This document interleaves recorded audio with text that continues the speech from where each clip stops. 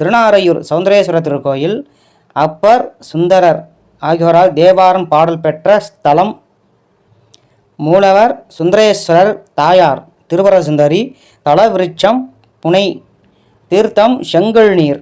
சிறப்பு விசேஷங்கள் பார்த்திங்கன்னா வைகாசி திருவாதிரை, விநாயகர் சதுர்த்தி, பிரதோஷம், மகா சிவராத்திரி, நம்பி குரு பூஜை விழா. இத்தனையும் பூஜை சிறப்பு மிக்க பூஜைகள்ங்க அந்த கோயிலில்.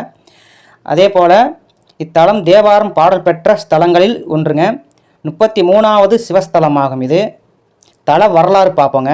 துர்வாச முனிவர் ஆழ்ந்த தவத்தில் இருந்த சமயம் ஆகாய வழிவில் கந்தர்வர்கள் சிலர் தங்கள் தங்க விமானத்தில் சென்றனர்.